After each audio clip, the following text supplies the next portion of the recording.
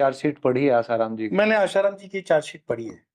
उसमें कहीं पे वो उल्लेख नहीं है कि उन्होंने कुछ किया है। आप स्टेटमेंट पढ़ो with all due respect to judiciary and Supreme Court कि आपने पॉस्को लगाया है, ठीक है, लेकिन चार्जशीट के हिसाब से आपको पढ़ोगे, आपका विवेक है ना, विवेक से इस्तेमाल करो और उनकी आयु को देखो और उनके किए हुए 99 अच्छे कामों को हिंदू समाज ध्यान नहीं देगा। एक बुरे काम अगर है भी, मैं कहता हूं अगर आपने विटनेस नहीं किया, मैंने विटनेस नहीं किया, फिर भी कोर्ट कहता है मान लो, तो 99 अच्छे कामों का हिंदू समाज उनको क्या दे रहा है रिटर्न? तो ये हिंदू समाज ऐसा है, मुझे बताओ सारे पादरी दूध के दूल्हे हैं क्या?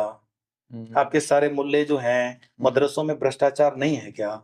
सिर्फ हिंदू संतों के ऊपर मीडिया, सिर्फ हिंदू संतों के ऊपर ये चैनल काम करेंगे और हिंदू संतों को आप टारगेट करके साबित क्या करते हैं?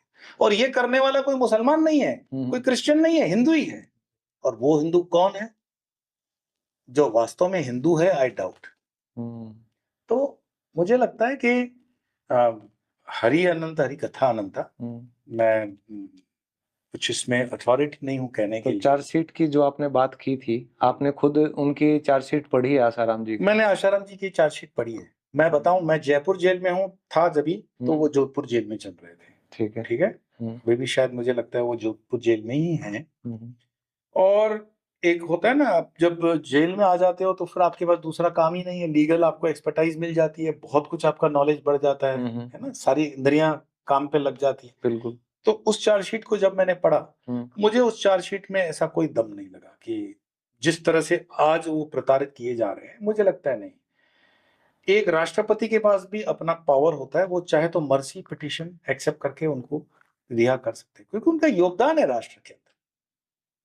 मैं आपको बेनिफिट ऑफ डाउट देते हुए कि भाई आप जुडिशरी मानती है कि उन्होंने कुछ किया भी है, मैं भी मानूं उन्होंने कुछ किया, तो भी उनके पहले किए हुए अच्छे कार्यों के लिए उनको मर्सी पिटीशन पे छोड़ देना चाहिए।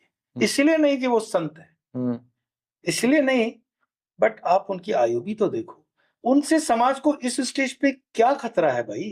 सही बात है। वो आपके लिए कहां खतरनाक है, जब खतरनाक से खतरनाक आतंकवादी भी चुनाव जीत करके आपके संसद में बैठे हुए। हमारा विवेक मर चुका है, हमारा धर्म मर चुका है, हमारा विजन नहीं है। और ये कहने के लिए मैं कह रहा हूं, मुझे लगता है आपके कमेंट्स आ जाएंगे कि मैं गलत बोल रहा हूं, लेकिन वही है, मैं अभय हूं। मुझे किसी का कोई भय नहीं, मेरा कोई स्वार्थ नहीं, और मुझे किसी से कोई लेना देना नहीं है राजनीति में। बिल्कुल। पर मानवता के आधार पर मुझे लगता है कि उनको पैरोल परमानेंट दे देनी चाहिए। परमानेंट। बड़ी अच्छी बात कही। दूसरा, अभी जो आप बात कर रहे थे कि धर्म परिवर्तन के ऊपर आपने बहुत ज्यादा